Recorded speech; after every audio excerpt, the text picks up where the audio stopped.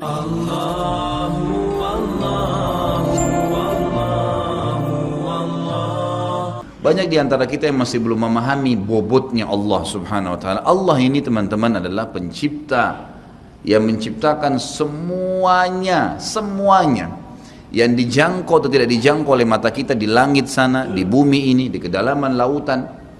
Bahkan Allah memperkenalkan dirinya dalam sebuah ayat yang sangat mulia. A'udzubillahi minasyaitonirrajim. Wa ma tasqutu min warakatin illa ya'lamuha wa la habbatin fi dhulumatil ardi wa la ratbin wa la yabisin illa fi kitabim mubin.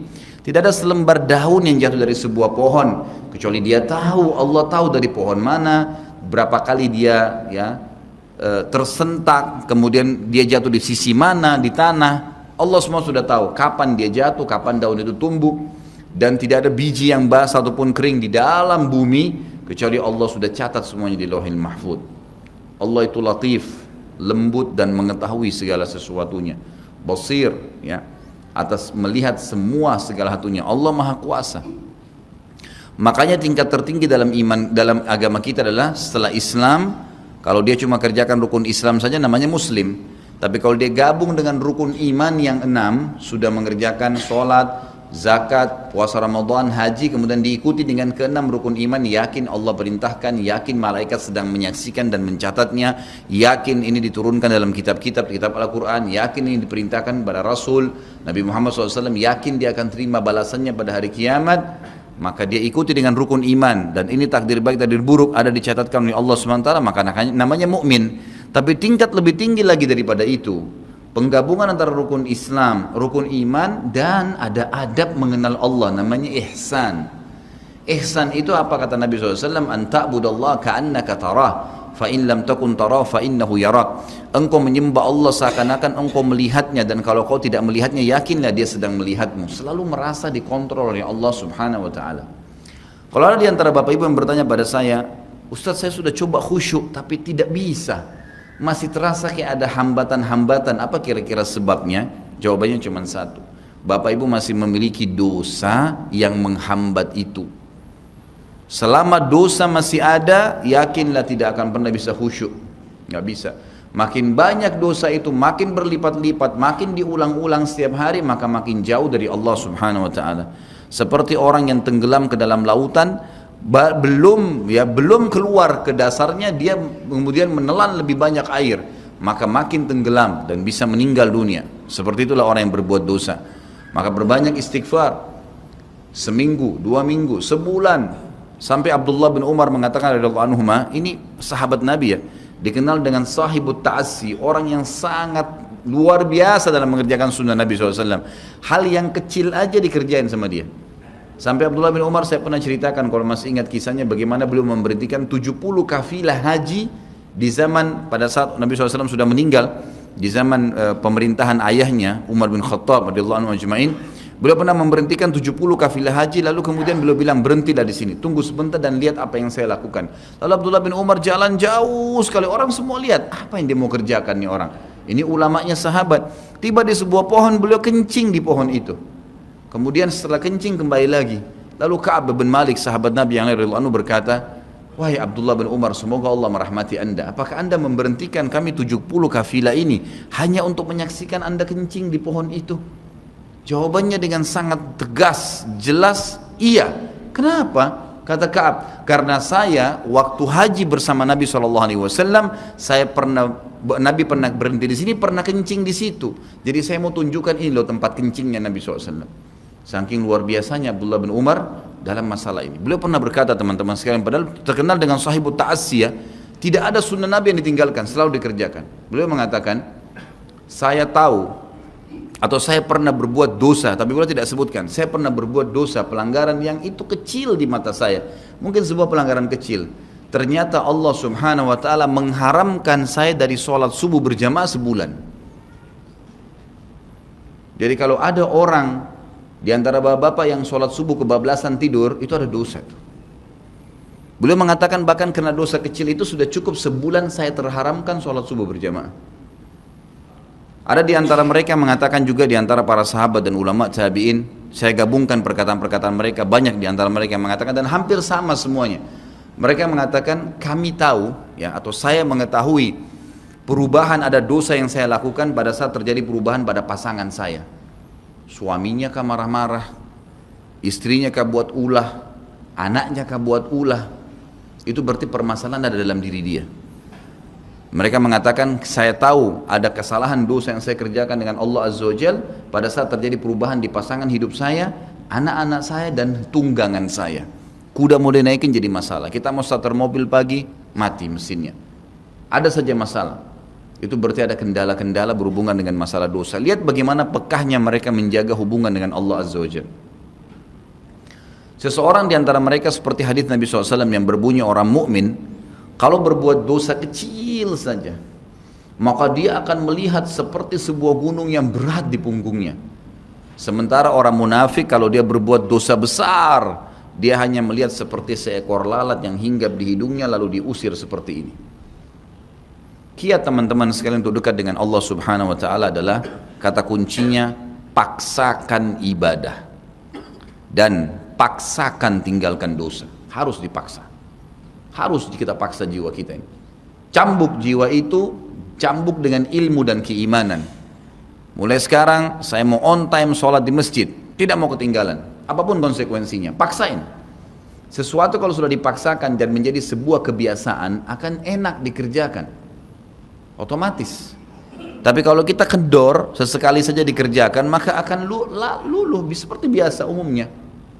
Begitu pula dengan dosa, paksain diri untuk tinggalkan. Lihat yang haram, turunkan pandangan. Mau beli sesuatu, tahan tangan itu supaya tidak beli. Paksa, nggak ada masalah kok. Tangan kita nggak putus kalau kita nggak beli DVD film yang tidak benar misalnya. Nggak masalah kok, kuping kita nggak copot kalau kita nggak dengar musik misalnya. Alihkan ke Al-Quran, syaitan goda, lawan. Jangan terus-menerus kendor, imannya seperti kerupuk. Sedikit diramas sudah hancur, ini jangan. Sampai kapan Bapak Ibu mau terus berlale-lale dalam jauh dari Allah SWT? Sementara iman itu levelnya sangat jauh.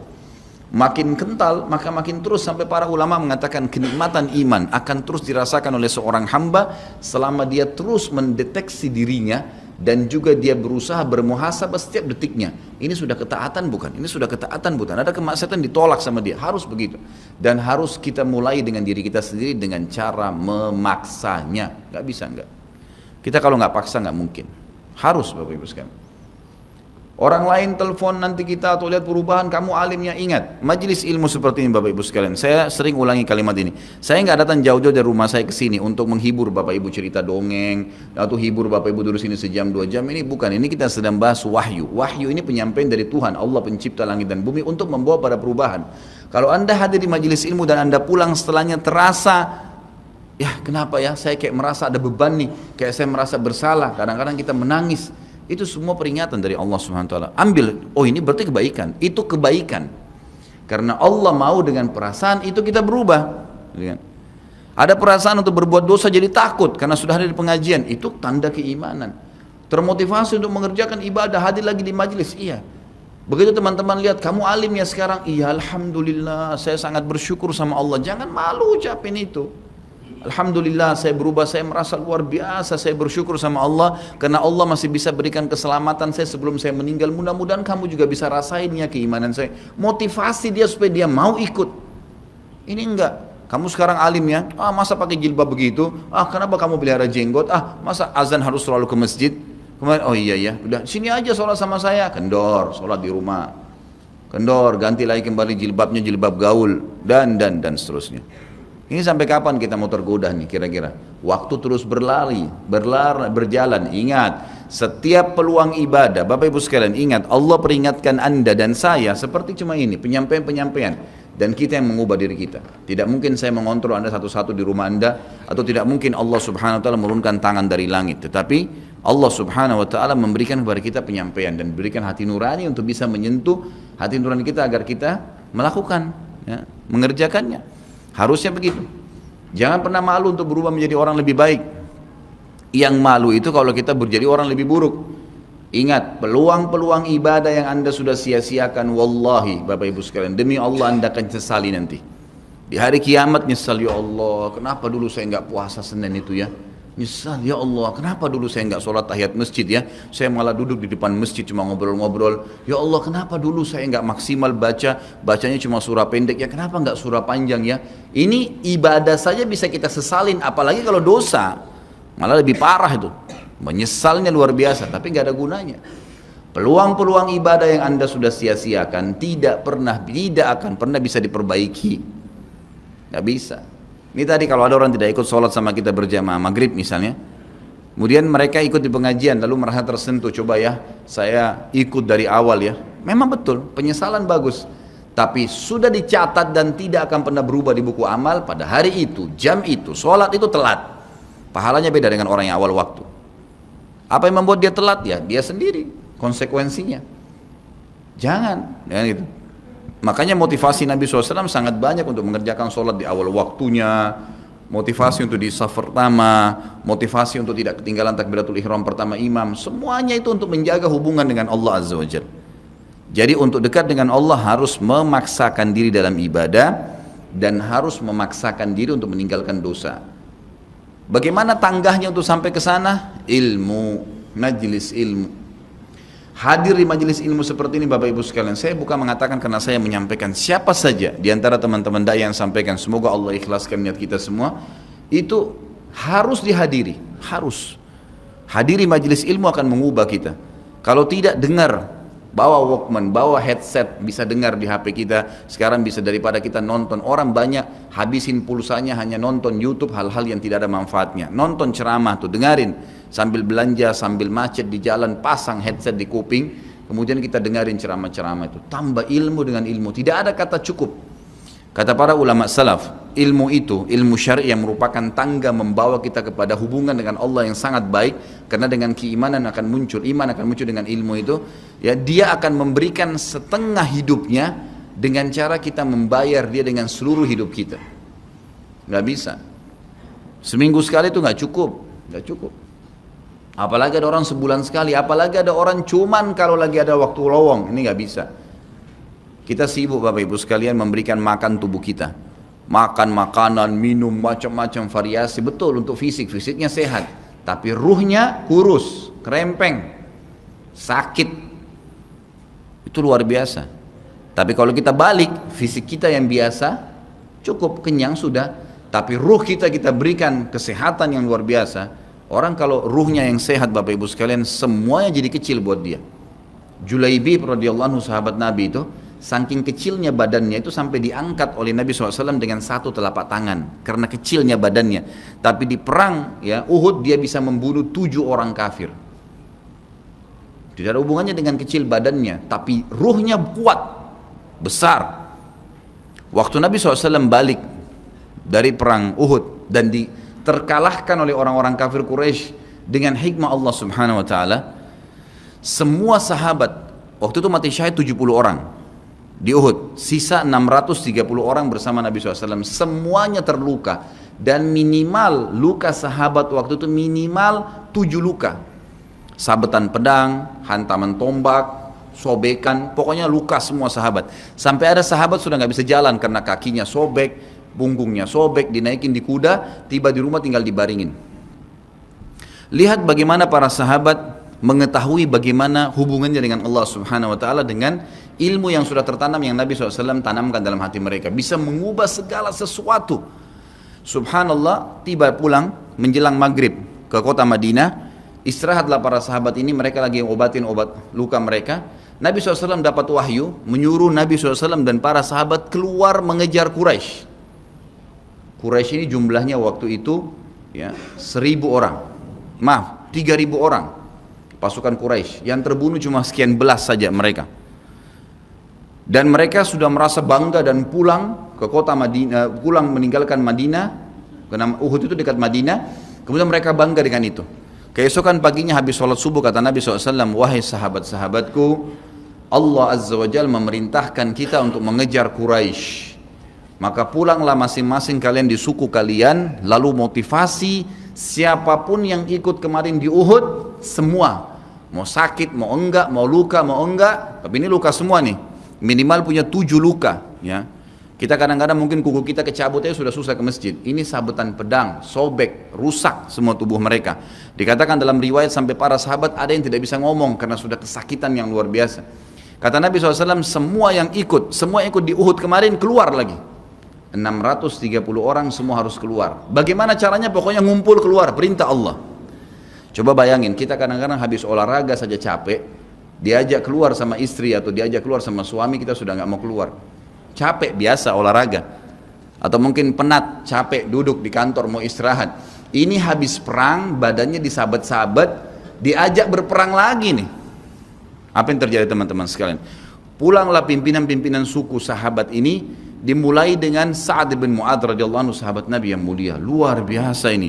Orang ini pada saat meninggal, kata Nabi SAW, goncang arsy-Nya Allah dengan meninggalnya Sa'ad. Saat pulang ke kaumnya lalu berkata, wahai kaumku, sesungguhnya Nabi SAW menyuruh kalian untuk kembali menyerang Quraisy. Pada saat itu mereka lagi kumpul saling ngobatin luka, dan di depan mereka yang saling ngobatin luka itu adalah Usaid bin Khudair, sahabat Nabi yang mulia. Ini sahabat Nabi yang satu dari Aus ini, kalau membaca Al-Quran malaikat turun dari langit dengarin bacaannya. Luar biasa.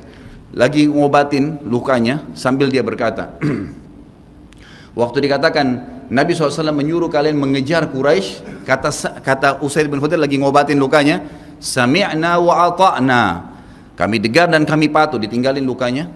Lalu seluruh suku itu saling nopang satu sama yang lain, mendatangi masjid Nabi SAW untuk ikut berperang lagi. Nggak ada satupun yang tinggal. Ada yang luar biasa, saya terus terang nangis waktu dengar kisah itu, luar biasa. 2 orang anak muda Ansar, saya setiap kenang kisah ini selalu nangis, nggak bisa tahan karena luar biasa. Anak 2 orang ini belasan tahun umurnya, dan dua-duanya nggak bisa jalan, Bapak Ibu sekalian, nggak bisa jalan. Luar biasa, sudah sobek kakinya, sobek punggungnya, bahkan dikatakan di bagian leher ada irisan, di bagian lehernya ada irisan, gitu kan. Kesakitan. Dua-dua ini diturunkan dari kuda, ditidurkan, adik kakak nih. Tapi saya tidak ingat, namanya tidak disebutkan dalam kisah, tapi ini kisah luar biasa. Dan kemarin kebetulan Imam Masjid Haram atau saya lagi umroh nyebutin kisah itu juga. Hampir satu masjid orang menangis mendengarkan kisahnya. Dia mengatakan, waktu sampai ke telinga adik kakak ini umurnya belasan tahun ya, di bawah 20 tahun. Kalau Nabi SAW memanggil seluruh yang hadir di Uhud untuk kembali berperang. Ini mereka nggak bisa jalan nih. Si kakak bilang sama adiknya, kita nggak bisa tinggal di sini nih. Rasulullah SAW sudah memanggil kita untuk menjawab panggilan Allah. Kata adiknya, bagaimana caranya kita merangkak? Bagaimana caranya kita ke sana? Nggak ada yang bisa nopang. Ini berdua lagi sakit. Mereka cuma tinggal sama ibunya. Lalu berkata si kakak, sekali saya seret kamu, sekali kamu seret saya. Mereka saling seret satu sama yang lain, Bapak Ibu sekalian, sampai di hadapan masjid Nabi SAW. Lihat bagaimana iman mereka kepada Allah Subhanahu Wa Taala, luar biasa. Dan ini tidak bisa kecuali kalau dipaksakan. Kalau tidak dipaksakan nggak bisa. Semoga Allah SWT jadikan kita orang yang selalu memaksakan diri untuk ibadah. Karena kalau tidak, kita nggak paksakan, kita akan mati dalam keadaan konyol dan menyesal karena tingkatan-tingkatan di surga akan hilang. Percuma. Gitu. Baik, saya bacakan pasal kedua. Adab terhadap Allah Subhanahu Wa Taala. Seorang muslim hendaknya melihat segala sesuatu yang telah diberikan Allah kepadanya dengan tiada terhingga, yakni berupa kenikmatan yang tak terhitung. Terlindungnya dia pada saat menempel di dalam rahim ibunya, ketika berupa nutfah atau air mani, menentukan perjalanan hidupnya hingga hari bertemu dengan Rabb-Nya Allah Azza wa Jal. Hendaknya ia bersyukur kepada Allah atas nikmat itu dengan lisannya, yakni memuji dan menyanjung Allah secara semestinya. Juga bersyukur kepada Allah dengan anggota badan, dengan cara menggunakannya di dalam ketaatan kepada Allah Subhanahu Wa Taala. Karena mengingkari nikmat, tidak mengakui kelebihan yang diberikan Allah, mengingkarinya beserta kebaikannya, bukanlah termasuk adab kepada Allah. Sebagaimana Allah berfirman dalam surah An-Nahl ayat 53, A'udzubillahi minasyaitonirrajim. Wa ma bikum min ni'matin faminallah. Dan apa saja nikmat yang ada padamu maka itu dari Allah datangnya. Dalam surah An-Nahl ayat 18 Allah berfirman, A'udzubillahi minasyaitonirrajim, wa in ta'uddu ni'matallahi la tuhsuha Dan jika kalian menghitung-hitung nikmat Allah, maka kalian tidak akan mampu untuk menghitungnya. Begitu banyak nikmatnya Allah, Bapak Ibu sekalian. Kita berbuat maksiat, pelanggaran-pelanggaran, tapi Allah masih bisa memberikan kita oksigen gratis. Cahaya masih bisa ditangkap oleh mata kita. Telinga kita masih bisa menangkap suara sehingga mengetahui apa yang diinginkan oleh kita. Setelah bertahun-tahun berbuat dosa, dengan taubat kepada Allah, Allah bisa ampuni. Itu luar biasa. Nikmat Allah tidak bisa terhitung. Rugilah orang-orang yang tidak menyembah Allah subhanahu wa ta'ala. Dan kalau seandainya, kata Ibnu Taimiyah rahimahullah, orang-orang yang bermaksiat kepada Allah itu tahu bagaimana nikmatnya keimanan yang ada dalam hati kami ini, sehingga kami bisa menangis dan kami bisa merasakan dekatnya dengan Allah, bahkan merindukan surga dan selalu merasa diri jauh dari neraka, maka niscaya mereka akan membelah dada-dada kami dan mengambil keimanan itu, karena mereka tidak akan pernah merasakannya. Keimanan akan membuat makanan sederhana menjadi mewah, tidur di tempat yang biasa akan menjadi nyaman, bahkan cobaan seberat apapun menjadi kecil buat kita karena keimanan kepada Allah subhanahu wa ta'ala. Dan itu sebuah nikmat, itu hanya bisa dirasakan kalau kita betul-betul memaksakan diri beribadah kepada Allah subhanahu wa ta'ala. Allah berfirman dalam surah Al-Baqarah 152 dari selanjutnya, A'udzubillahi minasyaitonirrajim, fadhkuruni azkurkum washkuruli wala takfurun. Ingatlah selalu aku, kata Allah, selalulah berzikir, selalulah patuh, selalulah kerjakan ketaatan-ketaatan, nikmatilah yang halal, jauhilah yang dilarang, maka aku akan ingat kepada kalian. Bayangkan kalau seorang presiden mengingat kita, bagaimana bangganya kita disebut-sebut nama kita di hadapan orang-orang yang di sekitarnya. Bagaimana dengan Allah pencipta langit dan bumi yang mengingat kita. Dan bersyukurlah kepadaku dan jangan kalian mengingkari nikmat-nikmatku. Oleh karena itu, tidaklah beradab jika seseorang lari kepada sesuatu yang tidak memiliki tempat pelarian, bersandar kepada yang tidak memiliki kemampuan apapun, serta bertawakal kepada yang tidak mempunyai daya dan kekuatan. Allah subhanahu wa ta'ala berfirman dalam surah Hud ayat 56, A'udzu billahi minasyaitonir rajim, ma min dabbatin illa huwa akhidun binasiyatiha. Tidak ada sesuatu atau tidak ada suatu binatang pun melainkan dialah yang memegang ubun-ubunnya. Allah subhanahu wa ta'ala memegang semuanya. Harimau pun yang buas. Demi Allah Bapak Ibu sekalian, kalau anda minta kepada Allah, tidak akan bisa menerkam anda. Pasti itu. Api pun tidak membakar Nabi Ibrahim alaihissalam karena memohon kepada Tuhannya api itu. Semuanya bisa berubah dengan hubungan kepada Allah subhanahu wa ta'ala. Ini kekuatan yang luar biasa ini. Seseorang kan sangat tenang hidup dimanapun asal dia jaga hubungannya dengan Allah subhanahu wa ta'ala. Dalam surah Zariyat ayat 50 Allah subhanahu wa ta'ala berfirman, A'udzu billahi minasyaitonir rajim, fafirru ila Allah inni lakum minhu nadhirun mubin. Bersegeralah kalian kembali kepada Allah, taatilah Allah, sesungguhnya aku sebagai pemberi peringatan yang nyata dari Allah subhanahu wa ta'ala kepada kalian. Nabi SAW mengingatkan orang-orang Mekah pada saat mau turun ayat ini. Beliau mengatakan, wahai orang-orang Quraisy, apakah kalau saya mengatakan bahwasanya di luar kota Mekah ini ada pasukan yang akan menyerang kalian, kalian akan percaya apa yang saya ucapkan? Kata orang-orang Quraisy, tentu saja hai Muhammad, karena kami tidak pernah dengar kamu bohong sekalipun seumur hidupmu. Maka Nabi SAW segera menunggangi keadaan tersebut, mengatakan, wahai Quraisy, ketahuilah sesungguhnya saya utusan Allah dan di belakang saya ini ada azab yang menyedihkan, jangan sampai kalian kufur. Jadi Nabi SAW sudah mengingatkan, ikutin ini, nikmatin apa yang diperintahkan, apa yang dihalalkan, jauh yang dilarang, kalian akan bahagia. Hanya itu saja perintah dari Allah subhanahu wa ta'ala. Nabi SAW sudah mengingatkan orang-orang Quraisy dan juga jadi pelajaran buat kita. Juga dalam firman-Nya surah Al-Maidah ayat 23, A'udzu billahi minasyaitonir rajim, wa 'alallahi fatawakkalu in kuntum mu'minin. Dan hanya kepada Allah lah kalian harus bertawakal, mengembalikan semua urusan jika kalian benar-benar orang yang beriman. Sisi yang lain, seorang muslim juga harus melihat kepada kelemah lembutan Allah subhanahu wa ta'ala kepadanya di dalam setiap urusannya, melihat kepada kasih sayang Allah kepada dirinya dan seluruh makhluknya, lalu berkeinginan kuat untuk mendapatkan tambahan kelembutan dan kasih sayang itu, sehingga dirinya akan selalu merendahkan diri kepada Allah dengan kerendahan yang murni dan dengan doa, bertawassul kepadanya dengan perkataan yang baik dan amal soleh. Kalau kita lagi makan, syukuri, alhamdulillah. Dan ingat teman-teman sekalian, saya pernah jelaskan juga, hati-hati dengan hukum syamata namanya. Syamata itu merendahkan orang lain. Kalau ada sesuatu yang tidak ada pada kita teman-teman sekalian, syukurlah kepada Allah Subhanahu wa taala. Jangan pernah sampai menghina orang lain, karena Allah menaikkan derajat kita justru dengan kita bersyukur. Kata Nabi SAW, kalau kalian lihat aib pada diri seseorang, ucapkanlah alhamdulillahilladzi afani mimma btala bihi wa faddalani ala katsiri mimma khalaqa tafdila. Segala puji bagi Allah yang telah menyelamatkan saya dari apa yang dicobakan kepada orang ini dan mendahulukan saya dengan kelebihan yang banyak dari makhluk-makhluk yang lain.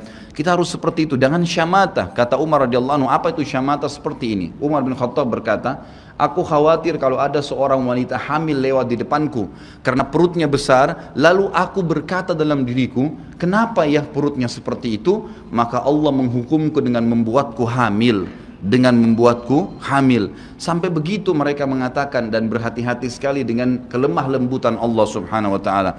Allah lah yang telah membuat binatang yang ada binatang yang indah bulunya, yang bagus tampangnya, dan ada Allah juga ciptakan buruk di mata manusia untuk menunjukkan keajaiban dan kemahakuasaannya Allah. Ada ikan yang indah untuk dilihat, ada ikan yang seperti batu buruk. Kita cuma mengatakan subhanallah yang telah menciptakan yang baik dan buruk. Subhanallah yang telah menciptakan yang sehat dan sakit. Subhanallah yang telah menciptakan yang putih dan hitam. Subhanallah dan subhanallah. Bukan justru kita menghina teman-teman sekalian. Kalau ada sesuatu yang menimpa orang lain yang tidak ada pada kita, syukurilah nikmat Allah Subhanahu wa taala, dan jangan sampai kita merendahkan orang lain.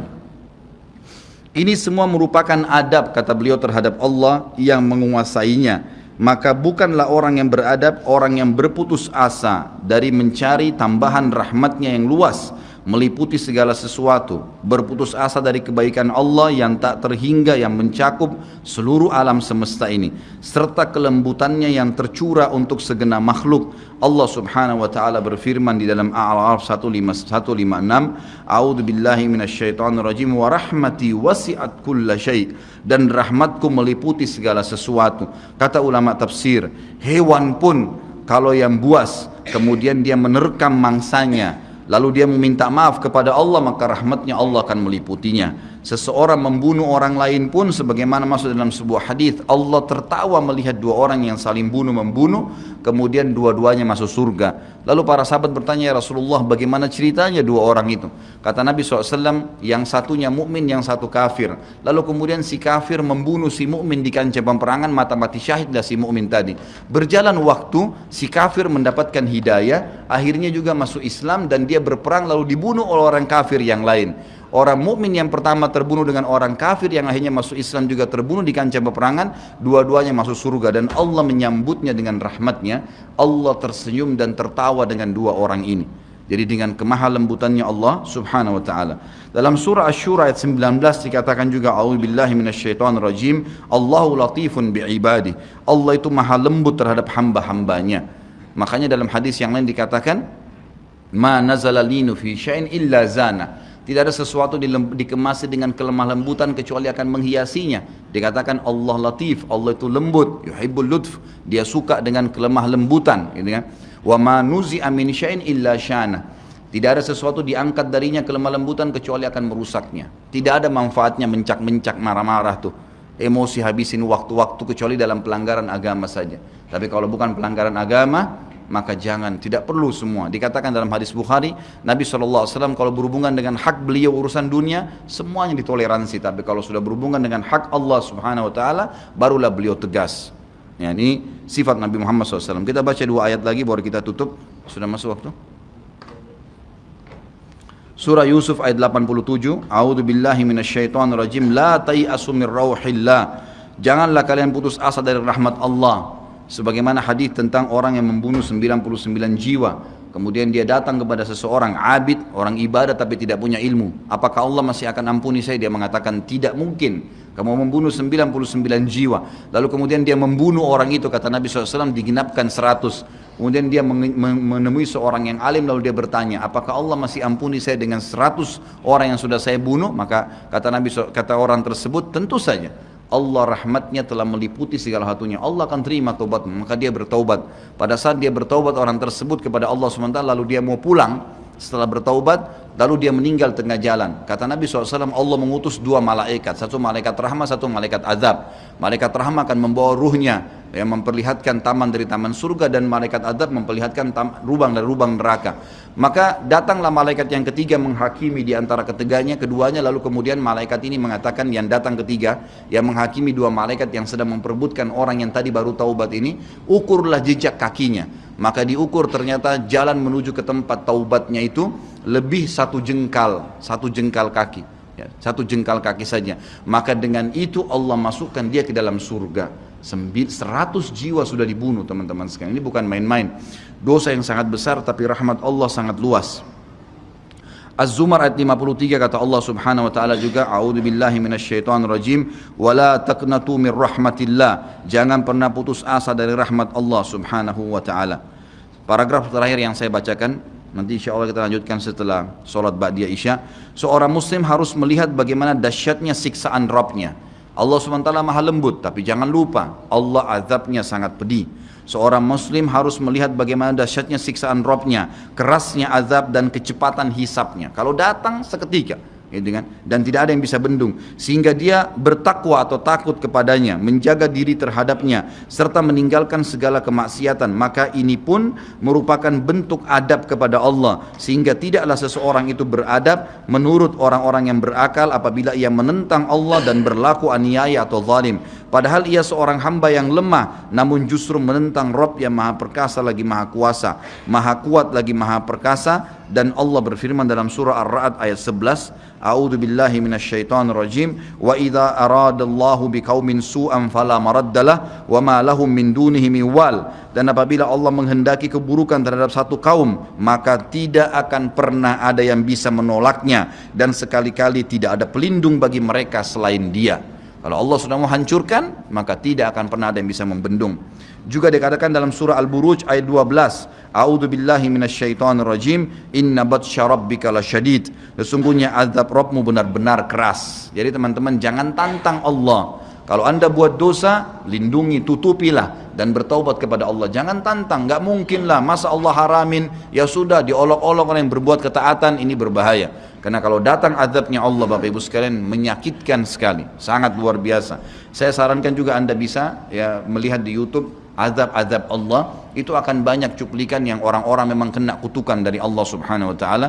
Bisa mudah-mudahan menambah iman kita. Ayat yang terakhir adalah surah Al-Imran ayat 4 yang bunyinya, A'udzu billahi minasyaitonir rajim, wallahu azizun dzuntiqam. Allah itu maha perkasa, maha mulia, dan Allah mempunyai balasan siksaan yang sangat keras. Ingat, Allah memang maha pengampun, tapi Allah juga dari sisi lain azabnya sangat keras. Maka harus hati-hati Bapak Ibu sekalian dalam menjaga hubungan dengan Allah Subhanahu wa taala. Nanti kita lanjutkan lagi dengan yang tersisa setelah salat ba'diyah insyaallah. Subhanakallahumma bihamdika asyhadu an la ilaha illallah astaghfirullah wa atubu ilaih. Wassalamualaikum warahmatullahi wabarakatuh.